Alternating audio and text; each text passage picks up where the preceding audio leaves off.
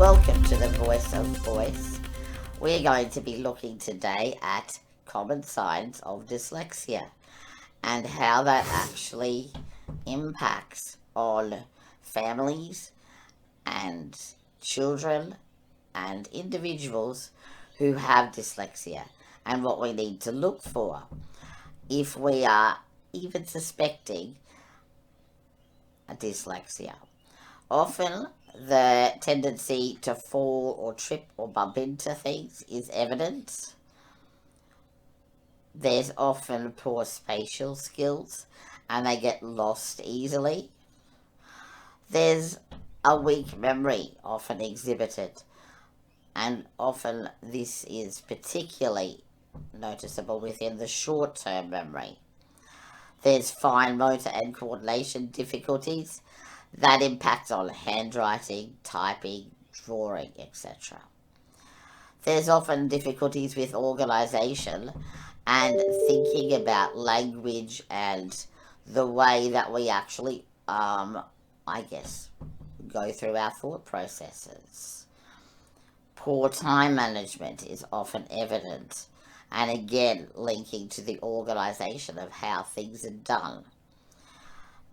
Using the body and looking at both sides of your body, problems with gross motor coordination and difficulties with poor balance and posture and poor hand-eye coordination.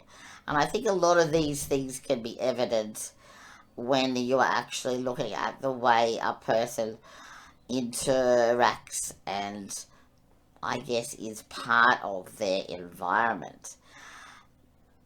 But these are not always the things that are going to be, part of that diagnosis. But there are also some basic things that as a parent or a teacher you can look for to recognise as symptoms in an individual. But again, as I've said in previous videos, it is very important not to actually jump to a conclusion just based on one symptom. You have to look at all the exhibited characteristics and how they actually link together.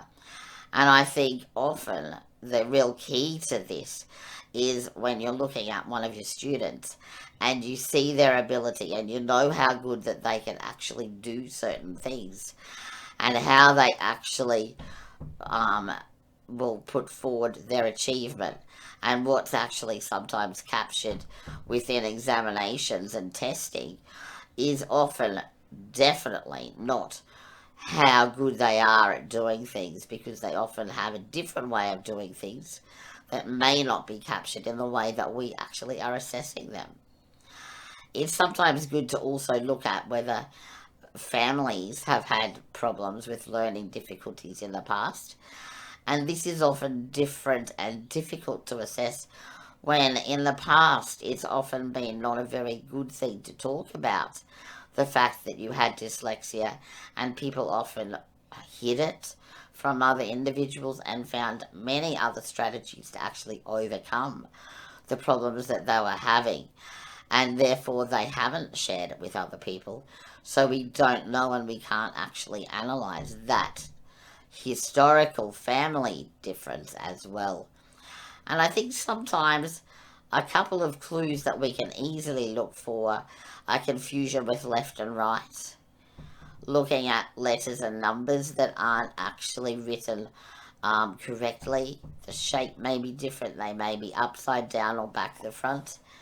There may be spelling difficulties, problems with maths, and then sometimes actually just having messy work, and there's also mixing of words and numbers together, and when individuals have problems organising themselves, and when they can't follow instructions in a process of when you step through, 2, 3, 4-step instructions, and these individuals become lost in that process. Then I think that individuals have frustration because they know what they want to achieve, but it doesn't work for them. And this can be very, very difficult for children to express and for adults to express as well. So I think we need to open up conversations, and we really need to support the importance of multiple intelligences, knowing that a person with dyslexia has many strengths and many abilities, and these need to be really celebrated, and we need to listen to what the difficulties are to really understand and explore what is happening for the person with dyslexia. One of the things that I really like to encourage is asking individuals what they see when they look at a page, because everybody thinks that the person next to them is seeing things exactly the same way they are, and often they're not. I listen very carefully to this process, and I also look at what is reflected in the written work of the students that are working alongside me. And often that written work is that little clue that we can look for and explore and find, that is the key to the fact that they are seeing things differently. They might describe words moving around on a page, letters moving. They might write in very dark text, and they might have the letters back the front or upside down, not on a line, all the characters scrunched together.